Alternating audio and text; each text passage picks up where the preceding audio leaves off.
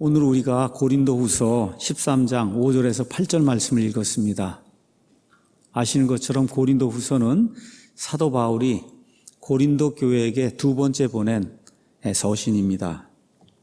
사도 바울은 세 번의 이제 선교 여행을 했습니다. 2차 선교 여행을 하면서 고린도라고 하는 우상의 도시, 음란의 도시, 여기에서 자그마치 1년 반을 지내면서 고린도 교회를 개척을 했습니다. 또 개척을 하고 1년 반 동안 그들과 함께 동고동락하면서 그 교회를 커다랗게 이제 성장하게 하는 그런 일을 이제 수행을 했습니다. 고린도 교회에게 보낸 그 첫 번째 서신, 고린도전서 9장 11절에서 12절 가서 보면 바울이 다른 교회와는 달리 이 고린도 교회에 들어가서는 자비력 목회를 했다. 자비력이라고 하는 것은 교회가 마땅히 교회 사역자를 위해서 사례비를 주고 그의 가족을 책임져 주는 이와 같은 일을 해야 됨에도 불구하고 바울이 혹시라도 내가 교회에서 사례비를 받고 이런 일들로 말미암아 예수 그리스도의 복음을 선포하는 일이 요만큼이라도 방해를 받으면 안 된다. 이런 생각을 하고 고린도 교회에서는 다른 교회와 달리 어떤 사례금 같은 거 전혀 받지 않고 그리고 본인이 직접 하루 종일 천막 만든 일을 하면서 저녁에 복음을 전하고 안식일에는 유대인들에게 복음을 전하는 이런 일들을 하며 하나님의 말씀을 선포하면서 목회를 했다고 하는 그런 내용이 고린도전서 9장 11절에서 18절에 이제 기록이 되어 있습니다. 또 바울이 고린도전서 4장 1절에서 2절에 가서 보면 무엇라 기록했냐? 하나님의 말씀을 맡은 이 사역자, 하나님의 일을 하는 모든 사람은 반드시 신실한 청지기로 하나님께 신실하게 사역을 해야 된다. 내가 그와 같은 정신을 가지고 고린도 교회를 신실하다고 하는 건 믿을만하다는 거예요. 믿을만하다. 그래서 어떤 사람에게 누를 끼치지 않고 어떤 사람에게도 거짓을 행하거나 악한 일을 행하거나 어떤 사람을 음해하려고 하는 그런 말을 하거나 이런 거 전혀 없이 하나님 보시기에 믿음직하게 사람 눈에 보기에도 믿음직하게 이와 같은 행동 거지하면서 하나님의 말씀을 선포했다. 이렇게 이제 하는 기록이 그 안에 기록이 되어 있습니다. 자, 1년 반 마치고 그리고 이제 바울이 그 교회를 떠나게 됐습니다. 근데 그 교회를 떠난 이후에 사도 바울을 음해하는 자들이 이제 나타났어요. 많은 경우 바울이 전한 복음을 대적하는 자들이었습니다. 바울은 오직 은혜로, 오직 믿음으로, 예수님을 믿음으로만 구원받는 거지 사람의 어떤 행위가 그 구원에 일조하지 않는다. 이걸 가르쳤는데 유대에서 내려온 보통 우리가 유대주의자들 이렇게 이야기하는 사람들은 아니다. 할례를 받아야 된다. 율법을 지켜야 된다. 이런 모든 것들이 믿음과 합쳐져야 그래야 구원받을 수 있다. 이렇게 주장하는 사람들이 나타난 거예요. 그래서 바울이 떠나니까 바울의 빈자리를 이제 공격하기 위해서 이 사람들이 바울을 음해하기 시작했습니다. 그래서 고린도전서 16장 5절에서 6절 가서 보면은 바울이 고린도전서를 이제 마감을 하면서 마케도니아, 저 위에 있는 마케도니아를 거쳐서 고린도, 저 밑에 있는 고린도를 내가 방문하겠다 하는 이런 의사를 밝힌 내용이 그 안에 기록이 되어 있어요. 근데 사람의 일이기 때문에 계획은 내가 저 위에 있는 마케도니아를 거쳐서 밑에 있는 아가야에 있는 고린도를 방문하겠다고 편지를 그렇게 썼는데 실제 일이 그렇게 되지 않은 거예요. 계획에 차질이 생긴 겁니다. 이렇게 되니까 바울을 음해하는 자들이 나타나서 바울이 거짓말을 한다. 거짓말하는 사람이 어떻게 사도가 될 수 있느냐? 거짓말하는 사람이 어떻게 목사가 될 수 있느냐? 이렇게 이제 주장을 하면서 이렇게 선동을 하니까 거기 있는 사람들 중에도 많은 사람들이 넘어가게 된 거예요. 그렇게 돼서 이 일로 인해서 바울이 근심하게 됐어요. 그래서 고린도 후서는 바울이 나는 하나님에게서 사도직을 받은 사도라고 한 사실을 다시 한번 입증을 하고 자기의 사역, 고린도에서 1년 반 동안 그들과 함께 하면서 내가 어떻게 행동했는가 한 푼도 받지 않고 신실하게 하나님의 말씀을 선포한 거 이거를 바울이 고린도후서에서 낱낱이 이제 밝히고 있어요. 자, 그런데 고린도 교회 성도들이 얼마나 어느 면에서 악랄한 일을 했느냐. 그 교회를 사도 바울이 세웠는데, 근데 뭐라고 얘기하느냐 하면, 바울이 다시 고린도에 오려고 하면 그러면 추천서를 가지고 와라. 옛날에는 성도들이 이 한 지역에 살다가 다른 지역으로 가게 되면 그럼 그 지역에 가서 그 교회를 다녀야 될 거 아니에요. 그럼 반드시 추천서를 가지고 가야 되는 거예요. 추천서. 이게 있어야만 그쪽 교회에서 이 사람 정말 예수님 안에 있는 성도구나 하고 받아줄 수가 있는 거예요. 여러분, 고린도 교회를 누가 세웠습니까? 바울이 세웠어요. 근데 바울 보고 추천서를 갖고 오라는 거예요. 여러분, 지금식으로 얘기하면 지금 대학 11년 전에 저와 몇 사람이 이 교회를 세웠어요. 제가 교회를 떠났습니다. 뭐 나이가 들든지 어떻게 교회를 떠났어요. 그때 여기 있는 성도들이 제가 이 교회에 오려고 하면 추천서를 가지고 와라. 여러분, 이게 말이 되는 이야기예요? 그렇잖아요. 근데 지금 고린도 교회 성도들이 이렇게 배은망덕한 짓을 하고 있는 거예요. 그 고린도 교회를 사도 바울이 가서 그 많은 우상 숭배자들과 싸움을 하며 이 교회를 극적으로 하나님의 도우심을 받아 이 우상 숭배 도시에서 세우고 성장하게 이렇게 만들어 놨는데 뭐라 그래요? 우리 교회를 방문하려고 하면 당신이 정말 구원받은 사람이고 하나님의 사람이라고 하는 추천서를 가지고 와라. 여러분, 이와 같이 악랄한 짓을 했던 사람들이 고린도 교회 성도들이에요. 그러니까 구원받았다고 다 천사가 아니라는 겁니다, 여러분. 제가 그걸 꼭 기억을 하고 있어요, 저도. 구원받았다고 천사는 아니다. 물론 저도 아니고 여러분도 아니고 이걸 가지고 목회를 해요. 지금 바울이 얼마나 답답했겠어요. 그렇죠? 그래서 바울이 너무너무 이렇게 악랄한 짓을 성도들이 하니까 본인도 굉장히 연약한 사람이에요. 그래서 바울의 그 연약함, 또 동시에 바울이 가지고 있던 영적인 능력, 또 그들 사랑하는 뜨거운 마음, 또 그럼에도 불구하고 상처를 받잖아요. 바울도 사람이기 때문에 그 상처받았을 때의 감정, 이들을 책망하는 거, 이러면서도 하나님이 나를 낮추시는가 보다 하고 이렇게 겸손하게 자기를 낮추시는 거, 또 이 얼마나 연약하면 이렇게 배은망덕한 짓을 할까. 그렇죠. 이 연약한 자들을 이렇게 위로하려고 하는 그런 마음, 그 다음에 이 교회가 이럼에도 불구하고 성장해야 되지 않겠는가. 그렇죠? 교회가 성장하길 바라는 그런 마음, 또 지체들이 다 같이 좀 자라나서 하나님의 능력 있는 그런 일꾼이 되고 군사가 되기를 그런 바라는 마음, 이런 것들이 강력한 호소와 함께 이 고린도 후서에 기록이 돼 있어요. 그러니까 목회자가 되기 원하는 사람, 그래서 배은망덕한 사람들하고도 같이 살면서 이 교회를 꾸려나가야 되는 이런 일을 감당하는 이러한 목회자가 돼야 되겠다 이렇게 생각하시는 분들은 고린도후서를 많이 읽어야 됩니다. 고린도후서를 많이 읽어야 그래야 실망하지 않고 낙담하지 않을 수가 있어요. 자, 고린도전서는 16장이고 고린도후서는 13장입니다. 그래서 지금 29장의 편지를 쓴 거예요. 그 29장 편지의 맨 마지막 부분, 그 부분이 오늘 우리가 읽은 고린도후서 13장 5절에서 8절 말씀이에요. 거기서 바울이 뭐라고 이야기하냐? 어떤 사람들이 나를 음해해도 나는 오직 진리만을 전하는 사람이다. 거기 가서 보니까 13장 8절에 우리는 진리를 대적하는 어떤 일도 할 수 없고 오직 진리를 위해서만 할 수 있다. 여러분, 저와 여러분도 이렇게 되기를 원하십니까? 네. 진리를 대적하는 어떤 일도 할 수 없다는 거예요. 오직 진리를 위하는 일만 우리는 하는 그런 사람이다. 하나님과 사람 앞에 저와 여러분이 이렇게 고백하고 이렇게 선포할 수 있는 그런 사람이 되기를 간절히 원해서, 그래서 오늘 우리가 제목을 우리는 오직 진리 편이다, 우리와 대한민국은 오직 진리 편이다, 이와 같은 제목을 가지고 사도 바울의 그 심정을 여러분과 함께 공유를 하려고 합니다. 그리스도인은 오직 진리를 위하는 사람이에요. 진리를 대적하는 일은 할 수가 없어요. 진리를 대적하면 안 됩니다.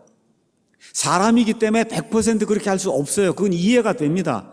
그렇지만 우리의 살아가는 그 인생이, 우리가 바라보는 그런 관점이 진리 편에 서야지, 진리를 대적하는 반대편에 서면 정말 여기 나와 있는 것처럼 여기 5절에 너희가 믿음 안에 있는지 너희 자신을 살펴보고 너희 자신을 입증하라고 하는 사도 바울의 말씀을 저와 여러분 이 시간에 다시 한번 기억을 하기 위해서 과연 내가 진리편에 서 있는가? 진리를 대적한 일이라면 나는 정말 싫어하는가? 우리 자신을 한번 살펴보기 위해서 이 말씀을 오늘 본문으로 선정을 했습니다. 진리가 뭐냐? 진리. 영어로 truth 이렇게 되어 있어요. 기독교는 진리의 종교입니다. 우리 기독교의 믿음의 대상은 하나님이에요. 근데 그 하나님이 나는 진리다 그렇게 얘기하세요. 예수님께서 나는 길이요 진리요 생명이다 그렇게 말씀하세요. 우리 예수님, 우리 하나님이 진리입니다. 그래서 우리 기독교는 진리 체제예요. 자, 하나님이 사람을 하나님의 형상대로 만드셨어요. 하나님의 형상, 하나님의 판박이로 만들어 놨다는 거예요. 자, 그렇기 때문에 하나님의 판박이기 때문에 하나님이 진리면 사람도 진리를 추구하는 그런 존재로 하나님이 만드셨다는 거예요. 원래 하나님의 계획이 사람은 진리를 추구하는 그런 존재가 돼야 된다. 왜 그래요? 하나님의 형상대로 만들어 놨기 때문에. 그래서 진리를 추구하는 인격체의 우리 사람은 진리를 추구할 줄 알아야 사람이라는 겁니다. 그래서 심지어 요한복음 18장 38절 가서 보면 예수님께서 빌라도 앞에서 신문을 받을 때 심지어 빌라도가 뭐라 그래요? 진리가 뭐냐고 예수님께 묻습니다. 진리가 도대체 뭐냐?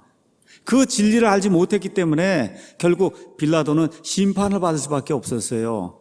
그래서 저와 여러분이 진리가 무엇인가 오늘 이 시간에 한번 확증해보는 이와 같은 계기를 가지면 좋을 것 같습니다. 진리의 반대는 뭐냐? 거짓입니다.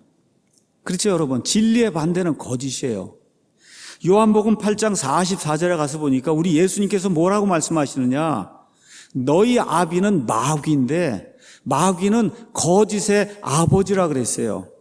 거짓의 아버지라고 이야기했어요. 그래서 이 세상에 진리가 존재하고 이 세상에 거짓이 존재해요.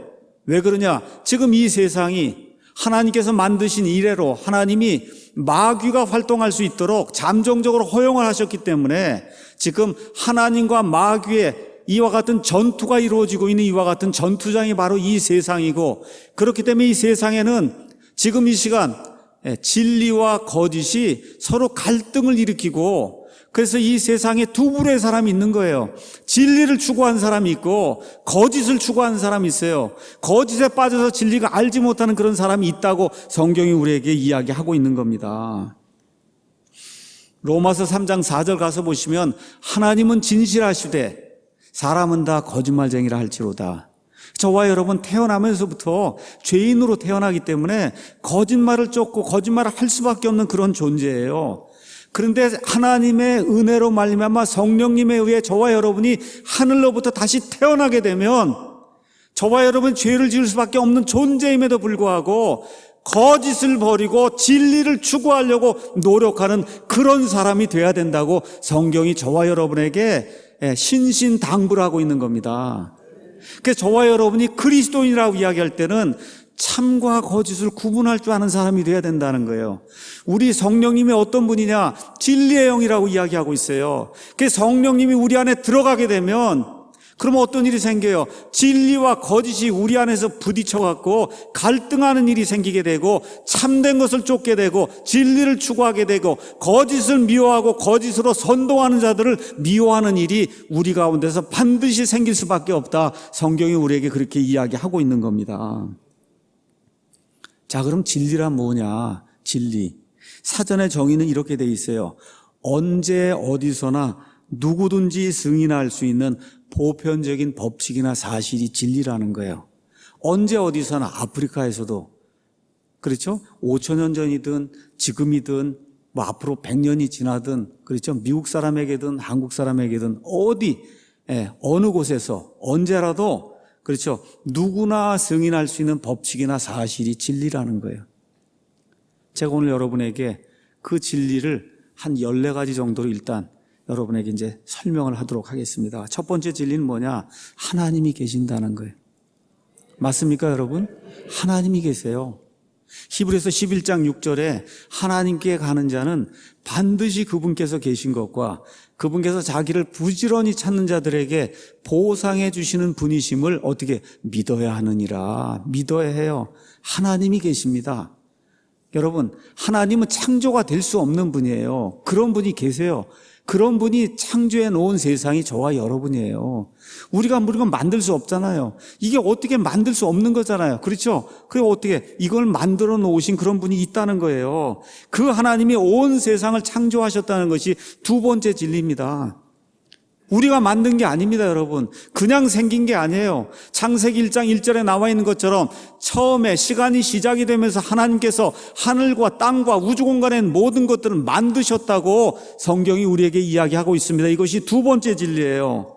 세 번째 진리는 창세기 1장 27절에 하나님이 사람을 만들었는데 그 사람을 하나님의 형상대로 하나님의 모든 도덕적인 성품, 옳고 그른 것을 구분할 수 있는 하나님을 추구할 수 있는 그런 성품을 가진 그런 존재로 하나님이 특별하게 만드셨다는 것, 이것이 세 번째 진리입니다. 네 번째 진리는 뭐냐? 하나님의 대적자 마귀, 사람을 대적하는 마귀, 사람의 원수 마귀가 존재하고 이 마귀가 첫사람 아담과 이브를 타락하게 그렇게 만들므로써 이 세상에 죄가 들어왔다는 거. 하나님이 처음에 죄를 만든 게 아니에요. 마귀를 통해서 사람이 마귀의 꾀에 넘어가서 그 마귀를 쫓음으로 말미암아 이 땅에 죄가 들어오고 사망이 들어왔다는 그 사실, 이것이 네 번째 진리입니다. 그래서 여러분 창세기 3장, 로마서 5장을 읽어보시면 이 진리를 이해할 수가 있습니다. 그 다섯 번째는 뭐냐? 그래서 아담 이후에 출생이 되는 모든 사람은 어머니 배에서 수태가 되는 순간부터 죄인이에요. 그래서 죄 가운데서 수태가 되고 죄 가운데 태어나고 죄 가운데 살다가 죄 가운데 죽는다고 하는 것이 성경이 이야기하는 또 하나의 진리입니다. 그래서 여러분 시편 51편 5절, 로마서 3장 23절에 나와 있는 것처럼 모든 사람이 죄를 지어 하나님의 영광에 이르지 못하는 이런 존재로 떨어지게 됐다고 하는 것이 또 하나의 진리예요. 여섯 번째 진리는 뭐냐? 하나님은 공의로운 하나님이에요. 공의롭다고 하는 것은 심판하신다는 거예요. 여러분 야구 투수가 볼을 던지면 그 심판이 이렇게 서 있다가 스트라이크 아니면 볼 심판하잖아요. 그런 심판이 있다는 거예요. 왜 그러냐? 하나님은 공의롭기 때문에. 여러분 공의롭기 때문에 심판하시는 분이에요. 그렇게 심판하셔서 죄가 있고 하나님 보시기에 합당치 않은 자는 공의롭게 심판해서 하나님이 원치 않는 이런 자들을 한 군데 모아서 하나님을 떠나도록 만드는 그와 같은 심판을 집행하는 그런 분이신다. 하나님 뭐를 요구하시냐? 하나님 앞에 서려면 하나님이 원하시는 의, 올바른 걸 입는 거, 이걸 하나님이 원하신다는 거. 이게 여섯 번째 사실입니다. 여덟 번째는 사람이 자기 힘으로 하나님 앞에 설 수 있는 의를 얻을 수 없다는 거예요.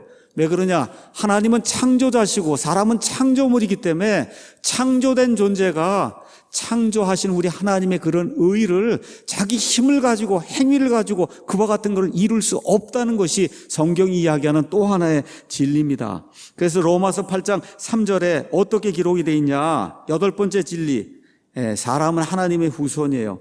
그래서 하나님께서 이 사람을 무한대로 사랑하셔서 구원하실 수 있는 능력을 가지고 그리고 구원하시려고 한 의지를 가지고 사람이 살 수 있는 길을 마련해 주셨다는 겁니다.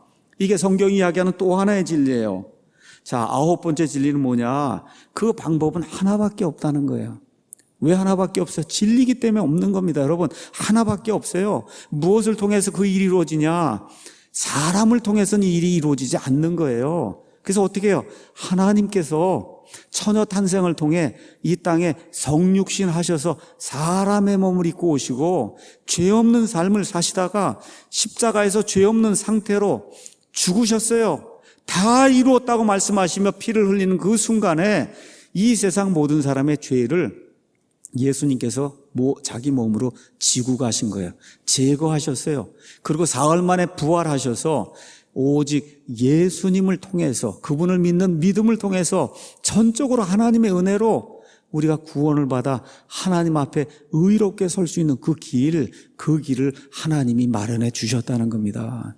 이거 외에 다른 걸 주장하는 건 거짓입니다, 여러분. 그건 다 사람의 방법을 통해 하나님 앞에 나아가려고 하는 거예요. 이 일은 불가능하다고 성경이 이야기하고, 저와 여러분 조금만 정신을 차리고 논리적으로 생각을 해보면 다른 방법은 없겠구나 하는 걸 누구라도 알 수가 있는 겁니다. 그 열 번째 진리는 뭐냐? 이 복음의 말씀을 믿고 예수님을 믿음으로 신뢰할 때 성령님에 의해서 저 하늘로부터 다시 태어나는 그와 같은 일, 다시 말해 하나님과 교통이 되지 않는 우리의 영, 어느 면에서 죽음의 상태에 놓여 있는 그런 우리의 영, 이 영이 다시 살아나서 하나님과 교통할 수 있는 이와 같은 일이 예수님을 통해서 하나님의 성령의 권능을 통해서 이루어질 수 있다. 하나님의 방법으로만 되는 거예요. 오직 믿음으로, 은혜로만 된다. 이것이 또 하나의 진리라고 요한복음 3장, 에베소서 2장 8절이 우리에게 이야기하고 있습니다. 자, 11번째 진리는 뭐냐? 이렇게 해서 하나님의 영에 의해 사람이 다시 태어나게 되면, 그러면 세상과 인생을 바라보는 눈이 바뀐다는 거예요. 여러분, 반드시 바뀌게 돼 있습니다. 반드시 바뀌게 돼 있어요. 자, 이렇게 이제 돼서 어떤 사람이 되느냐? 거짓에서 진리편으로 돌아서는 사람이 된다는 거예요. 반드시 그렇게 돼 있습니다. 로마서 12장 1절에서 2절 가서 보니까 생각이 변화가 되는 거예요. 생각이 변화가 생겨요. 세상에 동화되려고 하던 그런 삶 사는 거, 그게 변화가 되는 거예요. 다시 한번 하나님이 원하시는 선하고 아름다운 뜻이 무엇인가를 추구하기 위해서 생각하고 그리고 거짓을 가져다 버리고 진리를 추구하는 그런 사람이 반드시 되게 돼 있다는 겁니다. 이것이 하나님이 말씀하시는 그와 같은 진리예요. 자, 이렇게 되니까 어떤 일이 생기냐? 또 하나의 진리가 있어요. 세상을 바꾸는 사람들이 됩니다. 세상에 살지만 세상에 속한 사람이 아니에요. 세상에 속한 사람이 아니에요. 세상에 살지만 세상의 가치대로 살지 않아요. 세상을 하나님이 원하는 방식으로 빛과 소금의 역할을 하며 세상을 바꾸려고 하는 그런 사람이 될 수밖에 없는 거예요. 기독교인이 되면. 맞습니까, 여러분? 이것이 또 하나의 진리다. 자, 13번째 진리는 그렇기 때문에 이 세상에 살면서 어려움이 있든 무엇이 있어도 우리 몸이 다시 부활한다는 사실, 또 다시 한번 우리가 살아있는 동안에 우리 예수님이 오시면 우리가 휴거받는다는 그런 사실, 이 사실을 하루도 잊어버리지 않고 매일같이 간직하고 사는, 예수님의 재림의 소망을 가지고 사는 그런 사람이 될 수밖에 없어요. 예수님이 다시 오신다고 말씀하셨고 구원받은 사람이라고만 이와 같은 소망을 늘 가슴에 가지고 있는 그런 사람이라고 성경이 이야기하고 있기 때문에 예수님 믿으면 부활의 소망을 가진 사람이 되는 겁니다. 재림의 소망을 가진 사람이 되는 거예요. 이 일이 있어야 구원받은 사람이다. 성경이 우리에게 이야기하고 있어요. 마지막 진리는 뭐냐? 여러분, 제가 지금까지 13가지를 요약을 해서 말씀드렸어요. 이것은 제 말이 아니에요. 이 모든 것은 여기에 기록된 말씀입니다. 여기에 기록된 말씀. 그래서 하나님을 믿고 예수 그리스도를 통해 구원받은 사람은 오직 이 말씀만 의지하는 사람이 되는 거예요. 이게 또 하나의 진리입니다. 목사가 아닙니다. 교회가 아니에요. 유명한 사람의 말이 아닙니다. 오직 성경 말씀이 그런가 그러하지 아니한가를 스스로 공부하고 연구하고 성경 말씀에 매이는 이런 사람이 되는 일이 반드시 발생을 하게 된다. 이것이 성경이 이야기하는 진리입니다. 진리. 베드로전서 2장 23절에서 25절에 이 내용이 기록이 되어 있어요. 자, 제가 여러분에게 기본적인 진리, 그리스도인이 된다고 하는 것이 무엇인가? 이런 진리 14가지를 요약을 해서 말씀을 드렸어요. 내일 아침에 가능하면 카톡으로 해서 여러분에게 보내드리도록 그렇게 하겠습니다. 자, 근데 바울이 뭐라고 얘기하느냐? 13장 8절에 진리를 대적하는 사람이 있고, 그 다음에 진리를 위해서, 진리를 지키기 위해 사는 그런 사람이 있다는 거예요. 그러면 진리를 위해서 사는 사람은 어떤 사람이? 우리 그리스도인은 반드시 진리의 영이 들어가면 진리를 위해서만 사는 그런 사람이 돼야 된다는 거예요. 어떤 일이 발생하느냐? 이 진리를 추구해요. 진리가 누구예요? 예수님이에요. 예수님을 믿고 예수님의 은혜로 구원받으면 그러면 하나님과 함께 영원 무궁토록 사는 하나님의 본성에 참여하는 그런 일이 100% 개런티가 되는 겁니다, 여러분. 100% 개런티가 되는 거예요. 한국 사람이든 미국 사람이든 지금 살았든 150년 전에 살았든 예수 그리스도 안에 있으면 새로운 창조물이 돼서 하나님과 함께 영원 무궁토록 하나님의 아들로 사는 일이 100% 개런티가 되어 있는 거예요. 그 앞으로 이루어질 일입니다. 자, 그럼 이 세상에서는 어떤 일이 생기느냐? 개인이 분명히 인격이 변하게 됩니다. 인격이 변하게 돼요. 어떤 일이 생기냐? 삶이 변하게 되어 있습니다. 또 어떤 일이 생기냐? 이런 사람들이 모이니까 어떻게 돼요? 교회가 변하게 되어 있어요. 교회가 진리로 같은 사람들로 변하게 되어 있어요. 이런 교회가 많아지게 되면 사회가 변하게 되어 있습니다. 이런 사회가 되면 국가가 변하게 되어 있어요. 어떤 국가가 되냐? 부강한 국가가 되는 거예요. 자유로운 국가가 되는 거예요. 번영을 이루는 그런 국가가 되는 거예요. 사람이 이룩할 수 있는, 이 땅에서 죄 많은 사람이 이룩할 수 있는 그러한 최고의 국가를 이룩할 수 있는 그러한 힘이, 진리를 추구한 사람들이 많아지면 자연스럽게 그 국가에 그런 일이 생기게 된다는 겁니다. 맞습니까, 여러분? 자, 그럼 진리를 대적하면 어떤 일이 생기냐? 아까 제가 말씀드린 것처럼 사람은 수태가 되면서부터 죄인이에요. 그래서 이 땅에 태어나는 순간에 이 조그만 아기들도 성경적으로 보니까 성경에 뭐라 그랬어요? 마귀의 자식이라고 그렇게 기록하고 있어요.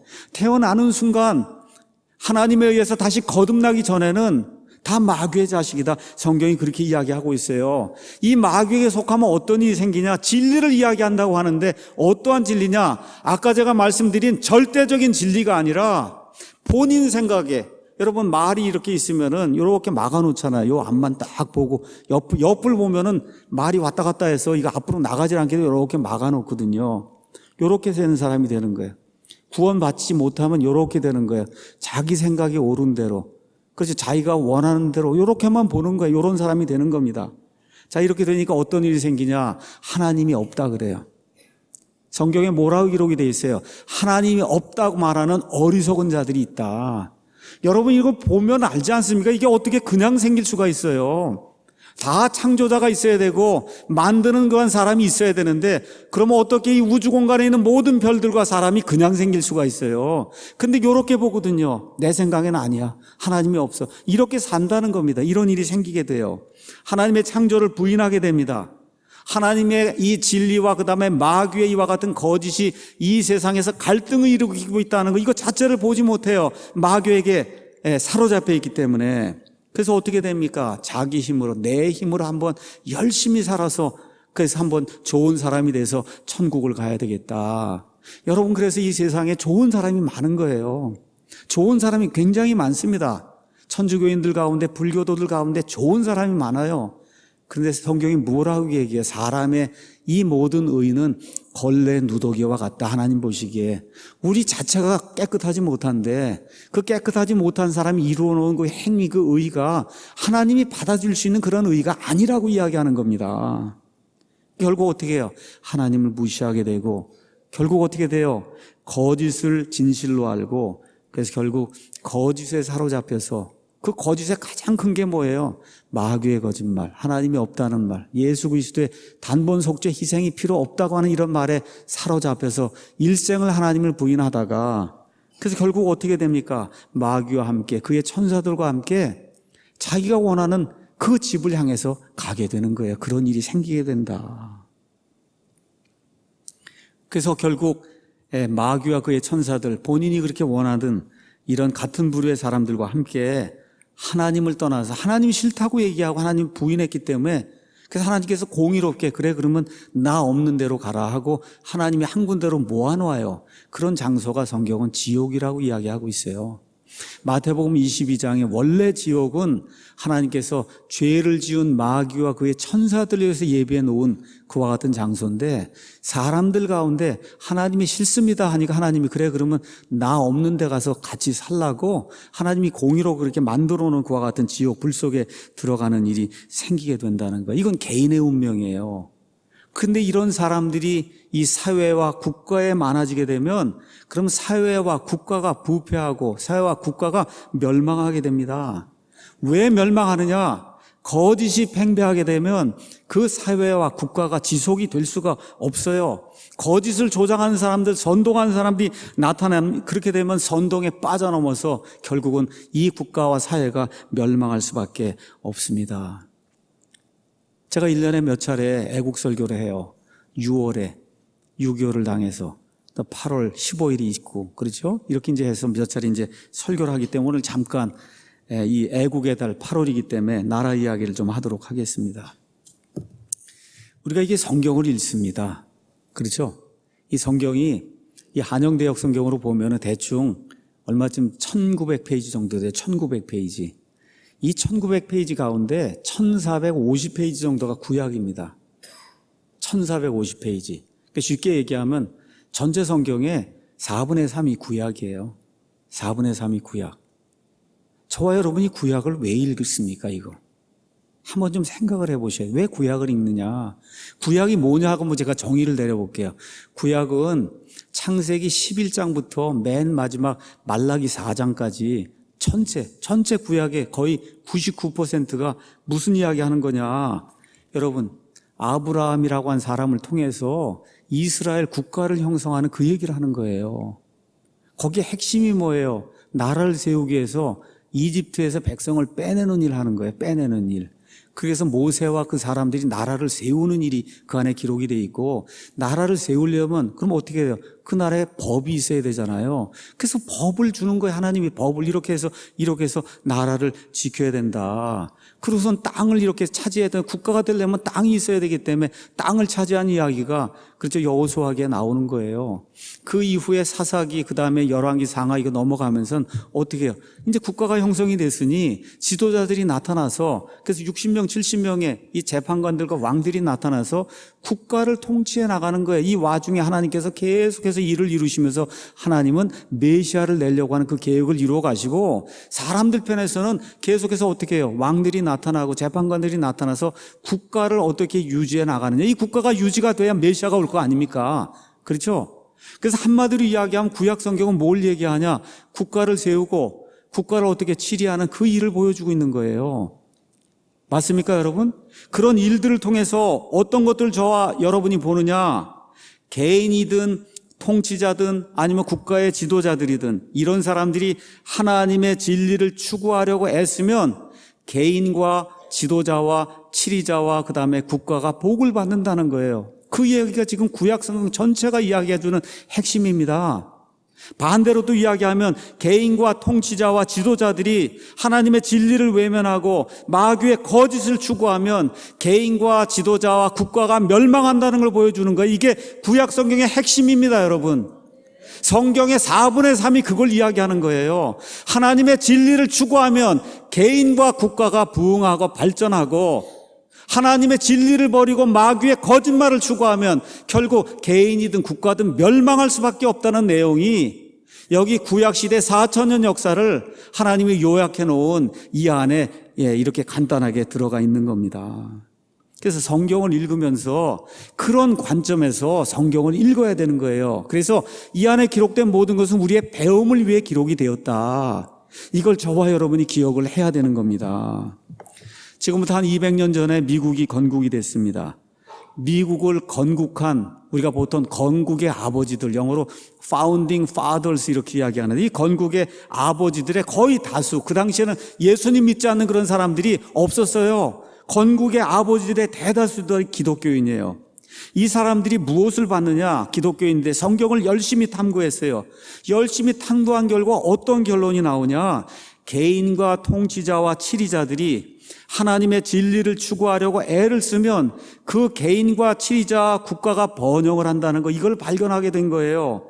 그래서 이 미국 건국의 아버지들이 기독교 성경에서 자유헌법을 만들어내고 하나님의 진리를 추구하려고 노력하는 가운데 어떤 일이 생겼어요? 지금까지 이 세상에 존재했던 모든 나라들 가운데 가장 부강하고 가장 인권을 존중하는 가장 성공한 그런 국가 미국을 만들게 된 겁니다, 여러분. 그 미국의 힘이 어디서 나온 거냐? 하나님의 진리 성경에서 나오게 된 거예요. 예수님 다시 오실 때까지 그와 같은 국가는 다시 없을 것으로 봅니다. 반면에 러시아, 중국, 북한, 그리스, 베네수엘라, 쿠바, 아르헨티나 다 마귀의 거짓말에 속아 넘어갔어요. 어떤 거짓말? 모두가 다 균등하게 다 잘 살 수 있는 그런 나라를 만들어줄 수 있다. 이게 마귀의 거짓말입니다, 여러분. 유토피아를 우리 사람의 힘으로 건설할 수 있다는 거예요. 성경은 가능하다 그럽니까? 불가능하다 그럽니까? 여러분, 불가능해요. 유토피아는 예수님 재림하셔서 평강의 왕으로 이 땅에 오셔서 평화를 예수님이 세워주셔야 이 땅에 유토피아가 가능한 거지. 부패한 사람의 힘을 가지고 유토피아를 건설한다는 이거 자체가 불가능한 일이에요. 근데 마귀가 와서 속이거든요. 마르크스 레닌주의자로 와서 속여서, 그렇죠, 모두가 다 균등하게 잘 살 수 있는 그러한 나라를 만들어 주겠다고 해서 만들어 온 나라가 저 북한이에요. 저렇게 못 사는 나라, 저렇게 못 사는 베네수엘라를 마귀의 속임수에서 사람들이 빠져넘어가서 저렇게 만들어 놓은 겁니다. 무상복지 얼마나 좋아요. 무상의료 얼마나 좋습니까? 그렇죠. 무상교육 얼마나 좋아요. 근데 여러분, 누가 돈을 내야 될 거 아닙니까? 돈이 있어야 무상교육, 무상의료 뭐가 될 거 아니에요. 지금 우리나라 국고가 다 탕진이 됐어요. 없습니다. 이제 줄게. 어떻게 해야 돼? 이제 모든 거 국유화하고 국민들 세금 뽑아야만 무상의료, 무상복지, 무상교육 할 수 있는 거예요. 이게 너무나 당연한 거 아닙니까? 이걸 왜 모르냐 이 얘기예요. 왜 그래요? 거짓에 빠져 있기 때문에, 이렇게만 보고 있기 때문에 이렇게 넓은 세상을 못 보는 거예요. 이런 진리를, 이걸 치워야 됩니다. 이거를, 이 마귀의 거짓을 치워야 되는 거예요. 그러니까 결국 어떻게 해야 돼요? 사유재산을 부정하게 되는 거예요. 인간 사회에 차이가 있다는 걸 부정하게 되는 거예요. 여러분, 큰 대학도 있고 작은 대학도 있고 공항이 있는 도시도 있고 공항이 없는 도시도 있죠. 어떻게 모든 도시에 공항을 다 만들 수가 있어요? 그렇잖아요. 이런 일은 애시당초 불가능한 겁니다. 근데 그렇게 만들어 주겠다고 하니까 거기에 빠져 넘어가는 거거든요. 자, 이렇게 하다 보니 마귀의 속임수에 빠져든 나라의 특징이 뭐냐? 이 세상에서 제일 불쌍하고 가난한 나라가 된다는 겁니다. 왜 그래요? 하나님의 진리를 외면하기 때문에. 지금 대한민국의 어려움이 뭐냐? 아주 간단합니다. 거짓의 산이 온 나라를 덮고 있는 거예요. 거짓의 쓰나미가 온 나라를 뒤덮고 있기 때문에 지금 이 나라가 이렇게 어려운 겁니다. 8월 15일 날 비가 엄청 쏟아졌어요. 자, 한번 사진 보도록 하겠습니다. 우리 교회 여러 성도님들이 같이 나라를 살려보기 위해서 서울에 갔습니다. 보이십니까, 여러분? 뭐 여기 사진에는 한 100명, 150명 정도 있는데 또 다른 쪽에 있는 분들, 그러니까 다 합치면 아마 모르긴 해도 한 300명 정도 우리 교회에서 이제 갔을 겁니다. 뭐 하러 갔냐? 우리와 우리 자식들 살리기 위해서. 그래서 간 겁니다, 이날. 여러분, 이거 비 오는 날 우산 맞으면서, 우산 쓰고 이거 비 맞으면서 지금 이거 하는 게 이게 쉬운 일이 아니에요. 수많은 사람, 적어도 모르긴 해도 20에서 30만 명 정도 그 광장에 아마 모였을 거예요. 한번 보도록 하겠습니다. 여러분, 보이세요? 이렇게 많은 사람들이 우산 쓰고 비 맞아가면서 이 나라의 자유를 지켜봐야 되겠다. 그리고 지금 이렇게 모여 있는 거예요. 여러분, 이렇게 많은 사람들이 모여서 자유를 갈망한다고 이렇게 하고 그러면 대규모 언론사, 방송사에서 사실을 그대로 알려야 되지 않습니까? 맞습니까, 여러분? 알리는 데 있어요, 없어요? 한 군데도 없습니다. 한 군데도 없어요.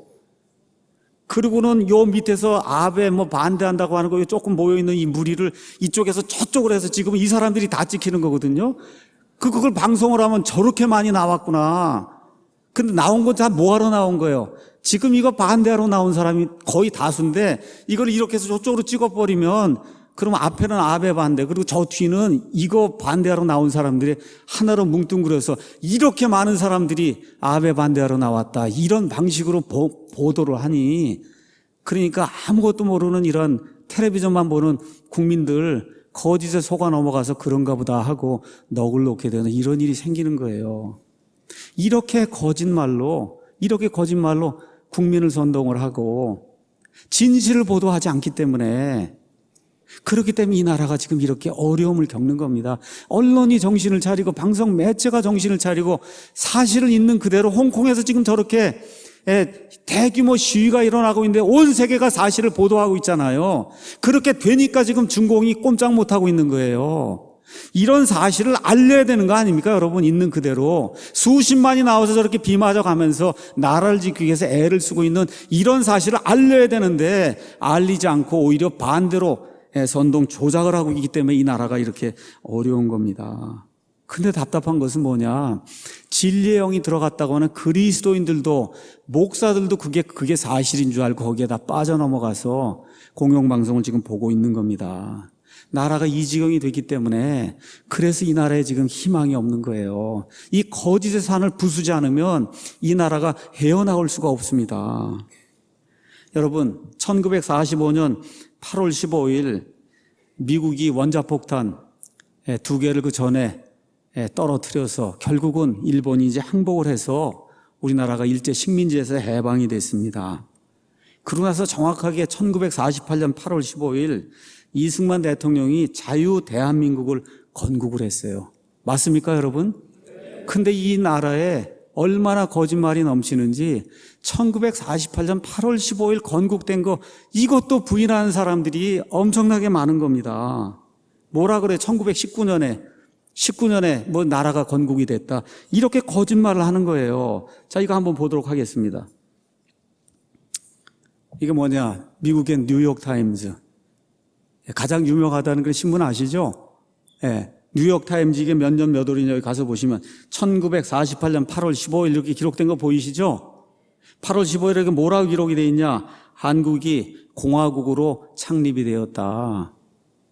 그래서 여기 가서 보니까 이 뉴욕타임즈의 8월 15일자 여기 가장 첫 번째 기사가 대한민국이 건국이 됐다는 사실이 그게 기록이 되어 있는 거예요. 여러분, 이게 역사적인 사실입니다. 거기서 뭐라고 기록이 되어 있냐? 첫 기사가 대한민국 건국인데 제목이 Korea set up as republic. 한국이 공화국으로 설립이 되었다. 내용은 뭐냐? 일본으로부터 해방된 지 3년 만에 미 군정의 종지부를 찍고 남한 단독으로 주권 국가를 선포하였다. 초대 대통령 이승만 박사에 의해서 주권 국가가 선포가 되었다. 국가의 이름은 The Republic of Korea. 이렇게 되어 있고 한국말로는 대한민국, 영어로 태한민국 이렇게 써놨어요. 여기 뉴욕타임즈에 T-A-E, 한 H-A-N, 그다음 민 M-I-N, 국 K-O-O-K 이렇게 해서 이런 나라가 건립이 되었다고 뉴욕타임즈가 1948년 8월 15일에 우리에게 이야기해주고 있는 거예요. 이것이 바로, 그리고 뭐라고 써있냐? 대한민국은 자유와 민주주의를 표방하는 그런 국가라고 여기 지금 뉴욕타임즈가 1948년 8월 15일 첫 기사로 이렇게 보도하고 있는 겁니다. 바로 이것이 진리입니다, 여러분. 바로 이것이 진실이에요. 이런 것들을 갖다 버리고 1919년 운운을 하기 때문에 이 나라가 지금 어려운 겁니다, 여러분. 이렇게 명백한 사실이 있는데도 불구하고 자꾸 거짓으로 이렇게 해서 대한민국은 태어나면 안 되는 나라다. 여러분, 안 되긴 뭐가 안 돼요. 조선이 없어지고 대한민국이 태어나서 저와 여러분이 여기 있는 겁니다, 여러분. 하나님이 이와 같은 길을 우리에게 허락해 주신 거예요. 하나님께 감사드려야 되는 겁니다. 이것이 바로 전 세계가 공인하는 대한민국 건국이래요. 지난 70년간 우리 하나님께서 자유민주주의, 자유시장경제체제 이렇게 할 수 있도록 만들어주시고 여건을 만들어주셔서 우리 모두가 번영하고 이렇게 모든 것 정말 이렇게 좋은 것 누리고 사는 그런 국가가 된 겁니다. 자, 이러는데 암적인 존재들이 등장하기 시작한 거예요. 반대한민국 세력. 그래서 우리가 보통 반대세라고 얘기해요. 대한민국 세력, 대세가 있고 반대세가 있는 거예요. 이 반대세가 대개 어떤 사람들이냐? 좌익, 좌파, 사회주의, 공산주의, 친북, 종북, 그 다음에 친중, 반미 세력이에요. 이런 사람들이 일으킨 일들이 효순이, 미순이 사건, 광우병 사건, 세월호 사건 등 이런 걸 통해서 자유민주주의 기본 질서를 무너뜨리고 법치를 무너뜨리는 이런 일을 하면서 결국은 이 좌파 정부가 서서 이렇게 국가가 어려움을 당하고 있는 겁니다. 여기에 가장 핵심적인 일이 뭐냐? 박근혜 대통령 탄핵 사건이에요. 여러분, 국회가 어떻게 탄핵을 했어요? 사실을 가지고 탄핵을 했습니까? 가짜 뉴스를 가지고 탄핵을 했어요. 가짜 뉴스를 가지고 이렇게 탄핵을 해서 지금 2년 반이 되도록 지금도 진실이 밝혀지지 않은 이런 가운데 가짜 뉴스를 가지고 무고한 그런 대통령을 탄핵을 한 이런 일이 생겨서 이 나라가 어렵게 된 겁니다. 근데 문제가 뭐예요? 모든 게 다 가짜로 드러났으면 정치인, 종교인들이 각성을 하고 회개를 하고 우리가 잘못했구나 인정을 해야 되는 거 아닙니까, 여러분? 언론 매체가 잘못했구나 인정을 해야 되는 거 아니에요? 감옥에서 빼내야 되는 거 아닙니까, 여러분? 이러한 일들이 이루어지지 않기 때문에 이 나라가 어려움을 겪고 있는 겁니다. 이 나라의 어려움이 어디서 오냐? 거짓에서 오는 거예요. 거짓의 아버지는 누구라 그랬습니까? 성경이 마귀라고 이야기하고 있어요. 이 마귀의 세력 때문에 이 나라가 이렇게 어려움을 겪고 있는 거예요. 오늘 8월 15일과 맞이하면서 어쩔 수 없이 내가 애국설교를 하기 때문에 우리 아이들에게도 이야기하는 겁니다. 앞으로 이 나라가 부흥하고 발전하고 정말 형통한 그런 삶을 저와 여러분이 누리기 위해서는 거짓을 물리쳐야 돼요. 거짓의 산을 무너뜨려야 이 나라가 살 수가 있는 겁니다.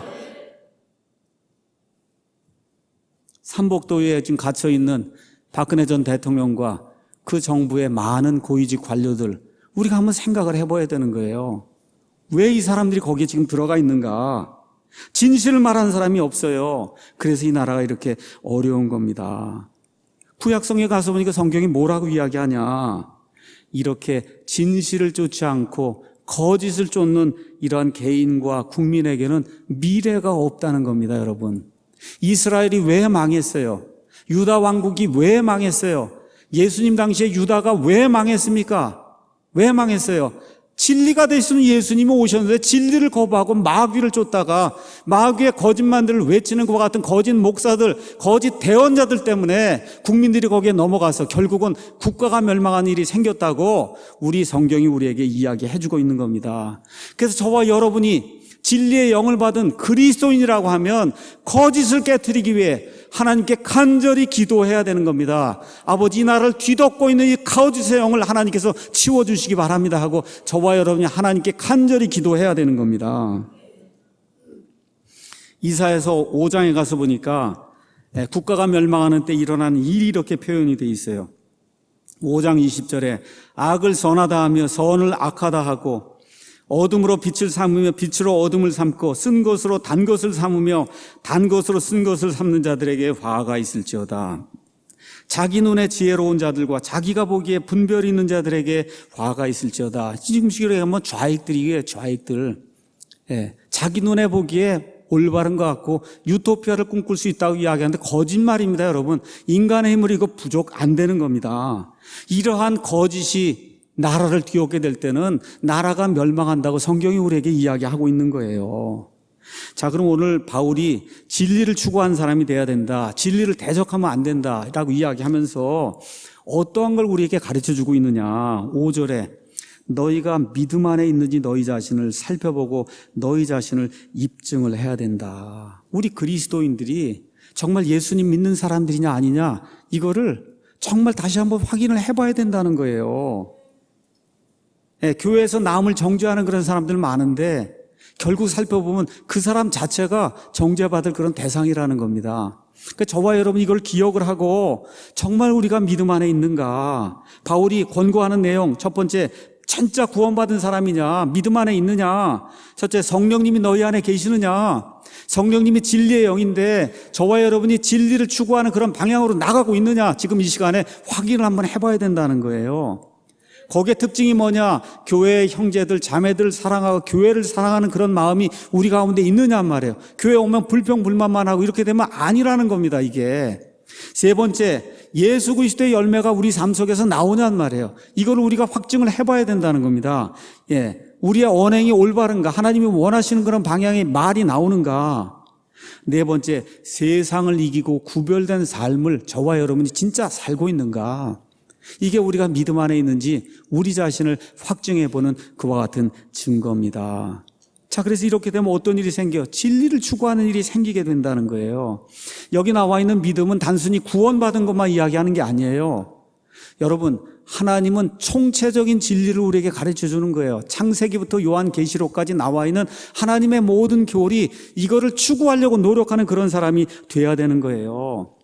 어떤 분이 우리 교회를 찾아왔습니다. 막 분개하고 찾아왔어요. 아, 왜 그러십니까? 그렇게 얘기했더니 이게 목사 같지 않다는 거예요. 아, 이게 무슨 얘기입니까? 그렇게 얘기를 했더니 목사는 지옥에 가지 않도록 지옥이 무엇인가를 정확히 알고 지옥에 가는 사람들을 불쌍히 여기고 그 사람들이 지옥에 가지 않도록 구원받을 수 있도록 생명의 말씀을 전하는 사람이 아닙니까? 맞습니다.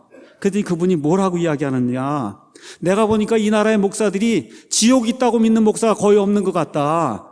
왜 그러냐 제가 물었더니 공산주의 사회주의가 지옥인데 저 세상 저 밖에 있는 나중에 오는 그 지옥만 얘기하지 말고 공산주의 사회주의가 지옥이라는 사실을 알려주는 사람이 진짜 목사인데 그런 사람이 거의 없다는 거예요. 맞습니까 여러분? 저 죽어서 가는 지옥 말고 이 땅에서도 지옥이 이루어지면 안 되지 않습니까 여러분? 공산주의 사회주의가 지옥이에요. 이런 사실을 알려주는 목사가 없는 걸 보고 너무너무 분개해서 내가 이 교회에 달려왔다 그렇게 이야기를 하더라고요. 자, 이런 것들을 기억하면서 저와 여러분이 어떤 일들을 추구해야 되냐. 13장 8절에 있는 거, 진리를 대적하는 일 하면 안 되고 진리를 추구하는 그런 사람이 돼야 된다는 거예요. 여기 사도 바울이 자기의 심정을 이렇게 기록을 했습니다. 7절에 우리는 버림받은 자같이 될지라도 모욕을 당하고 치욕을 당하는 그런 사람이 될지라도 너희만은 정직한 것을 행하는 그런 사람이 되도록 내가 이 말을 하는 거다. 제가 여러분에게 목사의 심정으로 똑같은 얘기 하는 거예요. 나는 구원받지 못하고 그런 사람이 된다 할지라도 여러분은 정직한 것을 추구하는 그런 사람이 돼야 된다. 그렇죠? 제가 이 국가 때문에 뭐 애국운동 한다고 설교한다 그래서 그렇죠. 무슨 뭐 친일파 목사라고 이러한 비방을 당한다 해도 제가 이야기하는 거예요. 나는 그런 비방을 당해도 우리나라 모든 국민은 우리 교인들을 포함해서 모두가 정직한 일을 도모하는 그런 사람이 되기를 간절히 원해서 이와 같은 심정으로 말씀을 전하는 거예요. 왜 그러냐? 8절에 있는 것처럼 우리 그리스도인은 진리를 대적하는 어떤 일도 할 수 없고 오직 진리를 위해서만 할 수 있는 그런 사람이기 때문에 그런 겁니다, 여러분. 하나님의 영이 우리를 강제하시는 거예요. 진리를 위해서 사는 사람이 되어야 한다고. 그것이 구원에 관한 진리든 아니면 나라를 살리는 것에 관한 그런 진리든 사회를 이끄는 것에 관한 그런 진리든 어떤 진리가 되든 진리를 대적하는 일을 하면 안 되고 진리를 위하는 그런 사람이 되어야만 된다고 사도 바울이 하나님의 말씀을 우리에게 전해주고 있기 때문에 우리가 진리를 추구하는 사람이 되어야 된다고 여러분에게 부탁을 드리는 겁니다. 결론의 말씀 드리겠습니다. 하나님은 진리의 하나님이에요. 거짓이 없습니다. 거짓은 다 마귀에게서 오는 거예요. 우리는 하나님의 사람이다 그렇게 자부하고 있습니다. 맞습니까 여러분? 하나님의 사람이라고 믿고 있어요. 확증하고 있어요. 그러면 어떤 사람이 돼야 되냐? 진리를 대적하면 안 되고 오직 진리를 위해서 진리 편에 서는 그런 사람이 돼야 되는 거예요. 그런 사람이 돼야 되는 거예요. 그 일을 위해서 제일 중요한 게 뭐냐? 내가 구원받았는지 내 자신이 하나님의 믿음 안에 있는지 다시 한번 점검해 보시기 바랍니다. 그리고 어떻게 돼요? 진리를 알았으면 진리를 위해서 투쟁을 해야 진짜 진리를 안 거예요. 맞습니까 여러분? 진리를 위해서 저건 거짓이라고 얘기할 수 있어야 그 사람이 진짜 진리를 아는 사람입니다. 그 일을 하는 우리 모든 성도들이 되기를 예수님의 이름으로 축원합니다. 그렇게 될 때 어떤 일이 생기냐? 성경 전체를 가서 보니까 이렇게 진리를 추구하는 사람, 개인, 그 사람이 속해 있는 교회, 그 사람이 속해 있는 국가, 이 모든 것이 하나님의 복을 받아 형통한다고 성경이 우리에게 이야기하고 있어요. 이와 같이 진리를 추구할 때 하나님 주시는 아름다운 축복이 진리를 사랑하는 우리 사랑침례교회 모든 성도들과 이 나라를 지키려고 하는 모든 성도들 국민들 위해 영원토록 함께 하시기를 예수님의 이름으로 축원합니다. 기도하겠습니다.